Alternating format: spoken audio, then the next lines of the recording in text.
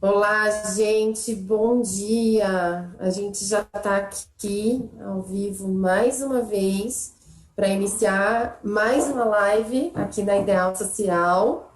E hoje eu tenho uma convidada que eu já estava querendo trazer há algum tempo. A gente ainda teve um pouco de dificuldade de alinhar a agenda aí, né, para a última live, mas dessa vez deu super certo, que é a Thaís Bernardini, mas é quase impossível conseguir chamar de Thaís, porque a gente chama de Teca carinhosamente, mas vocês vão encontrar no LinkedIn, nas mídias sociais, provavelmente como Thaís, certo? Certo, certo. Bom dia, Mas pessoal. tudo bem, sigo como Teca, vamos como Teca.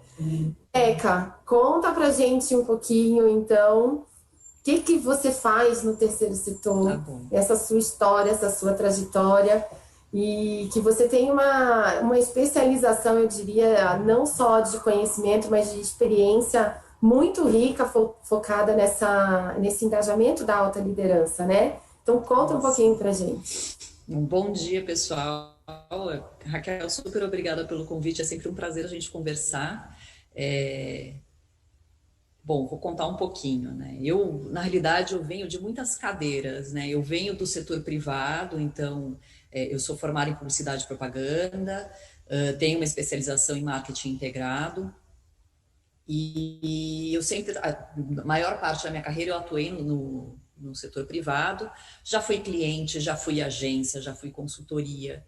E aí, depois de um tempo, e também sempre trabalhei como voluntária no terceiro setor, né? Eu tenho aí a veinha do terceiro setor correndo forte, a minha mãe, ela era coordenadora geral de uma ONG, e eu via, né, o engajamento dela, a forma como ela se dedicava, eu falava, gente, eu quero fazer parte de uma coisa assim. E aí eu era voluntária, né, em ONGs. E aí depois de um tempo eu entrei exclusivamente para atuar com o terceiro setor, né? Então eu fui contratada de uma forma meio freela para ajudar na captação de recursos de uma organização. E no final das contas eu acabei estruturando toda a área de captação de recursos dessa organização, trazendo novas estratégias, desenvolvendo novas formas, né, para essa organização ter sustentabilidade, porque era aquela história de que chegava no meio do ano, saía todo mundo correndo atrás de recurso para conseguir concluir os projetos que tinham. Então, não tinha muito um pensamento de sustentabilidade financeira a longo prazo.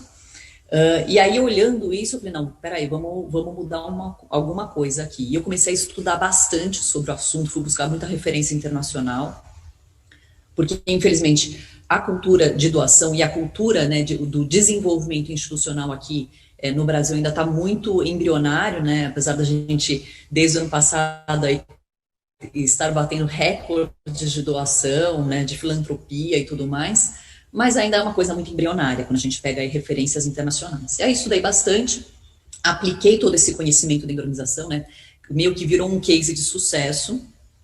E a partir disso, né, eu comecei a conversar com outras organizações, passei a palestrar nos festivais da BCR sobre essas experiências, comecei a trocar com outras organizações que estavam enfrentando esse mesmo problema. Eu falei, bom, então eu acho assim, aqui eu já concluí o meu trabalho, então agora eu vou ajudar outras organizações a terem essa mesma possibilidade, né, de se desenvolver. E a partir daí, eu criei a Orgânica Ateliê. Então, a Orgânica Ateliê hoje é uma consultoria focada em estratégias para o terceiro setor, para as organizações do terceiro setor. A gente olha muito para questões de governança, de gestão, engajamento de alta gestão, né, com a sustentabilidade financeira da organização. Então, hoje é isso que eu faço, né, eu sou uma consultora, e aí eu tenho a oportunidade de trabalhar com diversas organizações e encontrar gente maravilhosa que nem você no meu caminho. Foi uma identificação à primeira vista, né, Teca? A gente se Foi. conheceu justamente, eu no comitê científico em 2019 no Festival da BCR, e me chamou muito atenção uma palestra que estava sendo avaliada para entrar na grade, que era da Teca. E aí eu até brinquei com os membros do comitê na reunião, dizendo, essa eu quero assistir, essa eu vou escolher, mas eu quero estar lá para poder ver. E realmente foi um case de sucesso, foi um trabalho. Eu acho que uma experiência muito rica, essa que a Teca mencionou, né, por onde ela passou, trouxe conteúdos, aplicou na prática e foi aprimorando essa forma de trabalho, e é o nosso foco da conversa hoje. Então, hoje a gente vai falar um pouquinho, num bate-papo super informal, mas sobre essa visão estratégica da captação de recursos e sobre o engajamento dessa alta liderança, entendendo como alta liderança o conselho e a diretoria da organização. E, Teca, eu queria puxar de um comentário que você fez agora no início, né? A gente, em relação à pandemia, a gente tem visto que, de fato, essa visão mais estratégica e uma visão de desenvolvimento institucional é algo que, por mais que não seja tão novo no Brasil, ainda é algo que engatinha. A gente sabe que a grande maioria das organizações ainda não consegue colocar em prática um trabalho, né, pensando no desenvolvimento a longo prazo da organização, e às vezes não consegue nem planejar, fazer o próprio planejamento da captação de uma maneira mais estratégica para esse objetivo. E a pandemia fragilizou bastante, né, principalmente as organizações que não tinham chegado nesse ponto de trabalhar. Então, que esse olhar estratégico é algo extremamente importante para o terceiro setor, a gente sabe, né? É importante para a sobrevivência do terceiro setor, é necessário ter uma visão estratégica. Mas a primeira pergunta que, em geral, gera dúvida e os gestores das organizações não conseguem responder afinal de contas, o que é ter um olhar estratégico quando o assunto é captação de recursos? O que é esse olhar, né, estratégico quando a gente fala? Porque falando assim parece uma coisa que está no plano das ideias, mas como que a gente materializa nesse dia a dia? É verdade, Ken. Eu acho que eu dei até um bom exemplo quando eu falei da forma como eu fui contratada, né? Então, eu fui contratada, minha primeira experiência em captação de recursos, ela foi realmente uma experiência, assim, eu fui contratada como freela para suprir um gap de captação de uma organização. Então, assim, por que essa organização, e não era uma organização nova, era uma organização que já tem algum tempo, né, de existência, com um conselho super poderoso, e ainda assim era uma organização que não estava pensando a sustentabilidade financeira, né? Então, a gente tinha alguns gaps, que eram 3 projetos que precisavam de recursos desesperadamente para eles continuarem, e a gente estava captando para projetos.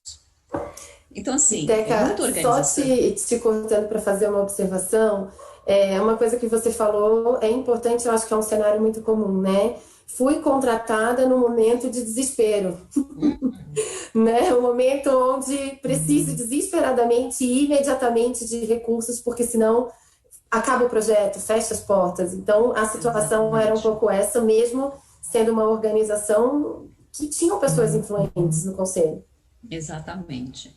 Então, assim, eu acho que a questão de você pensar estrategicamente a captação de recursos da organização, ela vai muito de você pensar a sustentabilidade da organização, o desenvolvimento institucional dessa organização, né? Então, você não capta para manter um projeto vigente, você capta para manter uma estrutura vigente, você capta para manter uma missão vigente. Então, e perene, né? Você ter isso a longo prazo. Então, quando você começa a olhar a captação de recursos trazendo um combo de estratégias, né, que juntas trazem recursos para a organização e não para projetos específicos da organização, você começa a conseguir se liberar um pouco mais, focar no desenvolvimento da organização, focar no desenvolvimento da equipe, e aí sim parar de apagar incêndios. Eu acho que o principal problema que a gente tem na captação de recursos é justamente isso, né? Os captadores de recursos, eles são basicamente bombeiros, né? Estão sempre apagando incêndio, estão sempre correndo atrás de cobrir gaps, né? E a questão de você pensar a captação de recursos estrategicamente é você pensar à frente, pensar adiante. Então, a gente vê que é muito comum algumas organizações estarem em janeiro fechando o orçamento do ano vigente, né? Quando a gente tem que começar a olhar planejamentos a longo prazo e pensar essa captação de recursos a longo prazo, né? Então, eu acho que tem muito disso. E pensar estrategicamente também é você conseguir envolver a organização, envolver a alta gestão, principalmente da organização, nesse processo. Então, hoje o planejamento de captação, ele fica muito concentrado em uma única pessoa, né? Que tem que assobiar, chupar a cana ao mesmo tempo, porque tem que planejar, tem que executar, tem que implementar os processos internos da organização, né? E muitas vezes também acaba tendo que escrever os projetos, né? E escrever os projetos, gente, e às assim, vezes é eu muita acho... coisa para se esperar. A questão da elaboração de projetos, às vezes eu acho que isso é uma loucura, porque tem sempre aquela questão, captar para algo que a organização precisa ou criar um projeto só para obter um recurso. E a gente vê que, às vezes, justamente, né, a área que não trabalha de uma maneira estratégica até fica de olho em onde estão as fontes de recurso, o que tem de disponível, né, de fontes disponíveis no mercado, mas acaba virando um escritório de projetos, né, a área de captação, porque a cada nova fonte de recurso inventa uma ideia que não sabe nem se faz sentido para a causa da organização ou não, buscando atender a necessidade daquele edital, justamente porque o desespero pelo recurso financeiro para manter a organização funcionando, e isso é justo, a gente sabe que é necessário, que bate o desespero, né, porque realmente as organizações captam já executando, capta, o dinheiro entra para pagar o mês seguinte, né? É isso mesmo. Então, a gente percebe que às vezes tem uma grande distorção do trabalho, até do profissional nessa área, quando não tem essa visão estratégica. O que é muito complexo, né? Porque se você for pensar, Kel, você hoje ter uma pessoa exclusivamente, a sua organização, eu lembro assim, você vê, às vezes você participa de editais, e uma das perguntas é se a organização tem pelo menos uma pessoa dedicada à captação de recursos, enfim, né? E você ter uma pessoa dedicada à captação de recursos, tudo bem, às vezes a organização é muito pequenininha, faz até sentido, mas a maioria das organizações, elas precisam no mínimo de 2, no mínimo de 3 pessoas, porque assim, é o que movimenta, é o que vai alimentar essa organização, né? É o que vai liberar essa organização para ser mais proativa em cumprir com a sua missão, né? E tira essa preocupação de, ai meu Deus, eu não tenho recurso, como é que eu vou pagar a folha do mês que vem, como é que eu vou, né, conseguir finalizar esse projeto. Então, assim, é muito complicado isso. Acho que precisa ter talvez uma mudança na mentalidade também das organizações, de olhar com mais carinho para essa questão de como trazer os recursos, né? E aí a gente ainda vai entrar, acho que nessa conversa dentro, do porquê que a gente não... porquê que a gente está migrando o modelo, né? Porque que a gente, pelo menos eu e você, a gente prega muito. E com muita certeza o sucesso desse modelo também, né, Teca? Eu costumo dizer que aqui na Ideal Social, enfim, já são... a Ideal Social vai fazer 6 anos agora, como pessoa jurídica, né, em junho. Estamos entrando no mês de aniversário. E são 6 anos de uma metodologia que eu já vinha aplicando, mas que é absolutamente focada em desenvolvimento institucional e faz a gente ter muita certeza desse modelo, né? Que não adianta esse pânico, esse desespero de buscar ações pontuais, ou às vezes até para projetos que não fazem muito sentido dentro da missão ou do propósito da organização, porque aquilo não vai fazer a organização sobreviver. Exato. Então, se a gente, só para fazer uma amarração, se a gente puder resumir, porque isso é uma dúvida que a gente é muito questionado. Eu vejo que até de clientes nossos, quando a gente apresenta uma proposta de estratégia para captação, a gente precisa ter muito tempo explicando o que é essa visão de desenvolvimento institucional, até que a organização entenda a mudança da mentalidade que a gente está propondo. Então, se eu pudesse fazer um resumo disso que a gente falou, eu acho que tem pontos muito importantes que você trouxe. Um deles, sem dúvida, é a questão de pensar a organização como um todo. Não adianta a gente ter uma captação para um projeto, ter eventualmente uma equipe dedicada ao projeto, mas que ela não está subordinada a ninguém no núcleo da organização. Quem cuida da causa, da missão e do propósito dessa organização não está reunido dentro do projeto, né? Então, eu diria que essa é um grande diferencial quando a gente olha essa visão do desenvolvimento institucional, é a gente realmente olhar esse núcleo. E outra questão que você trouxe, que é a questão do prazo, porque se a gente olhar a palavra estratégia, estratégico, ela, se a gente pegar o significado dela no próprio dicionário, ela vai e tem uma visão de longo prazo que está embutido no próprio termo. Então, trabalhar com imediatismo, quando a gente está falando em desenvolvimento institucional, é um antagonismo, não existe. A gente precisa olhar para o futuro de fato. Então, eu acho que você trouxe esses dois pontos e a gente precisa ressaltar essa fala, porque é aí que começa a grande mudança de cultura desse pensamento dentro da organização, né? Até para entender a importância desse núcleo da gestão que o desenvolvimento institucional busca manter, né? Com essa captação de recursos. Mas a gente avançando, você falou, a gente vai falar disso, a gente vai falar disso, da prática, porque parece lindo na teoria, mas eu sei que tem pessoas que acabam pensando, gente, mas no dia a dia, como a gente faz isso, né? E a gente, voltando a falar da pandemia, até a BCR ano passado, eles divulgaram algumas informações, matérias e dados sobre a sobrevivência do terceiro setor, né, nesse primeiro ano de pandemia. E a gente viu que foi divulgada uma pesquisa do IPEA, acho que em meados do ano passado, que já sinalizava uma estimativa de que 25% das organizações sociais que até então estavam com o CNPJ ativo, elas poderiam encerrar suas atividades por ausência de recursos. E a gente aqui, na Ideal Social, o edital, a gente teve um edital de assessoria voluntária que a Teca participou, foi super parceira, esteve nos treinamentos aí com a gente também, levando conteúdo para um grupo de organizações que foram selecionadas nesse edital.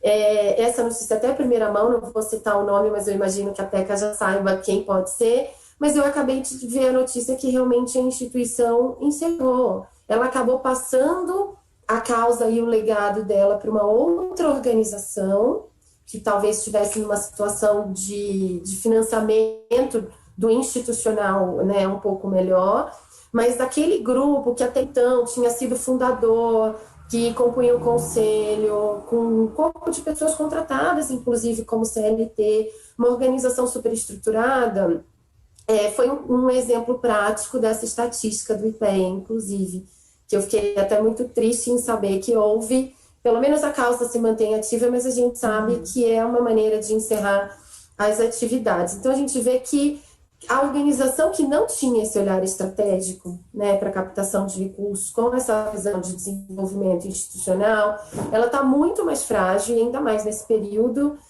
de pandemia, provavelmente ela está dentro dessa estatística aí, né, dos 25% que não estão aguentando sobreviver. Então, pensando nesse cenário, como que a gente pode abordar essa necessidade de captação de recursos de maneira institucional, dentro dessa visão estratégica, nesse dia a dia da organização? O que muda na prática? Sim. Então, assim, uma coisa que a gente tem que observar um pouco mais na realidade, se desapegar de velhos modelos, né? Então, assim, as organizações, elas vêm aí de um processo que elas desenvolvem formas de captar recursos e elas se apegam a essas formas, principalmente quando a gente fala aí de organizações que sobrevivem projeto a projeto. Então, é uma questão de você realmente começar a olhar mais para dentro da organização, para dentro das necessidades e pensar em formas de diversificação dessa entrada de recursos, em como você envolver a alta gestão da organização para discutir essas necessidades, como olhar a organização e criar um fundo de reserva para essa organização, porque muitas organizações nem fundo de reserva têm, então fecha todo ano no zero, fecha todo ano do zero, às vezes fecha no negativo, mas enfim, começar a olhar também para essa questão de você criar um fundo de reserva que num ano mais difícil você consiga recorrer, você estruturar o seu orçamento levando em consideração todas essas variáveis. E quando você for pensar a captação de recursos, pensar também que não é só captar e acabou, você tem toda uma questão de gestão de relacionamento com apoiadores que você precisa atentar, gestão de relacionamento com os seus stakeholders, que você também precisa observar, processos, organização né, de toda a parte de documentação da organização. Então, assim, transparência, tudo isso compõe o olhar estratégico para a sustentabilidade financeira da organização, né? Então, principalmente a questão de você conseguir diversificar as suas entradas, não ficar focado só em captação por projeto, porque uma hora que, assim, o recurso não entrou, você não conseguiu esse projeto, não é um projeto só que morre, né? É um efeito que cascateia dentro da organização. Então, olhar estrategicamente, você olhar estrategicamente a captação de recursos da organização, não é mais você olhar só a captação de recursos, é você olhar o desenvolvimento da sua organização. Então, como é que a sua captação de recursos conversa com a comunicação? Como é que a sua captação de recursos conversa com a sua gestão de relacionamento com seus apoiadores? Como é que você está fazendo o envolvimento da sua gestão, da sua diretoria, do seu conselho nesse processo todo? E aí, gente, realmente, quando a gente está falando, vou apagar um incêndio, então tá bom. Teca, tudo muito lindo, mas no momento eu tenho conta para pagar e eu não sei para onde correr. Então, ok, então vamos fazer um plano de emergência. Isso é muito real. Isso é muito real. Então, a gente faz um plano de emergência, um plano de contingência, né? E aí, a gente, conseguindo tapar esses buracos, a gente vai trabalhar em duas frentes. Tapando o buraco e construindo as pontes que vão te levar lá para frente para que você consiga se manter sustentável. Mas é muito importante... Isso é um ponto muito importante, Teca, de fato. Eu sempre costumo dizer que mudar essa visão, né, dentro da organização não é uma coisa que é virar uma chave e muda da noite para o dia. É uma mudança interna de cultura, de mentalidade, é um processo, né? Ele é gradativo, principalmente porque a gente está com essa visão de longo prazo. Então não é algo que você simplesmente vai pegar um modelo de documento, preencher e dizer, tá aqui o meu planejamento de longo prazo e ele vai funcionar. É um trabalho interno. Quantas organizações não fazem esse planejamento e não seguem? Elas fazem o planejamento muitas vezes sem dúvida. Fazem o planejamento, apresentam para um conselho, planejamentos ótimos em nível de excelência até, né? Mas não segue. Então, assim, realmente a gente tem um processo que a gente precisa desapegar de antigos modelos, a gente precisa correr mais riscos, a gente precisa realmente se desafiar mais, porque o mundo todo está mudando. Então, não adianta a gente querer manter, ter o mesmo sucesso, sei lá o quê, que a gente tinha há, sei lá, 10 anos atrás, um mundo completamente diferente. Então, existem hoje novas tecnologias que a gente pode utilizar em prol da organização, existem novas ferramentas, mas principalmente, eu acho que uma coisa que essa pandemia, ela ressaltou, a necessidade das pessoas estarem em contato com pessoas, né? Então, assim, essas conexões, elas são muito importantes. Então, você você fazer uma boa gestão da sua base de doadores, você mantê-los engajados, você fazer uma boa gestão, né? Você promover uma integração do seu conselho com a sua organização é muito importante, né? E para isso, muitas pessoas vão falar, mas na organização que eu trabalho, eu nunca tive acesso ao meu conselheiro. E aí a gente passa também por uma mudança de mentalidade da própria gestão da organização, né? Da diretoria da organização, que fica muitas vezes tentando blindar o conselho desse contato com a equipe. Isso é uma cultura até tão ultrapassada, né? Porque é uma cultura nossa, do brasileiro. Eu acho que de forma geral, talvez não só do terceiro setor, porque já trabalhei em empresas privadas que também tinham essa cultura da blindagem, né? Como se fosse um semideus que está naquela posição e que aquilo ali tem que ter um filtro tremendo para alguém conseguir chegar perto daquele fórum, né?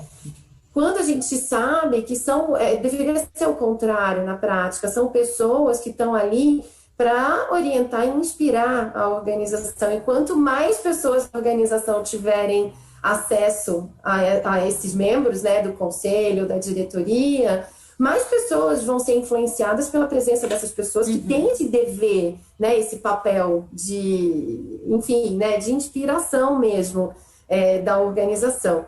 Teca, deixa eu só. Eu estou vendo aqui que tem um comentário do Alexandre de Ciero, que foi o meu convidado e tem sido parceiro das lives que a gente tem falado sobre empresa. E ele no chat trouxe um comentário bem interessante, que é dizendo que muitos recursos deixam de ser acessados por falta de projetos bem escritos das organizações ou de forma correta, e que as organizações menores vão ter mais dificuldade ainda, né? Tem mais dificuldade de acessar esse recurso, porque elas não têm esse conhecimento, às vezes, de como elaborar algo adequado para submeter um patrocínio, talvez, de uma empresa que tenha uma régua de compliance mais alta, ou que tem uma questão ali de transparência também mais elevada, e a gente sabe que tem muito essa realidade. E aí eu queria puxar o gancho do comentário do Ciero para falar mais uma vez que precisamos de desenvolvimento institucional nas organizações. Que se a gente não tem essa visão estratégica, não tem como investir no conhecimento daquele núcleo fixo da organização, né? Exatamente. E aí a gente fica num ciclo que, se a gente não faz uma intervenção, a gente não rompe com esse ciclo. A organização não sabe trabalhar, mas não tem recurso para formar aquelas pessoas que estão ali. E aí a gente continua numa situação difícil da organização, né?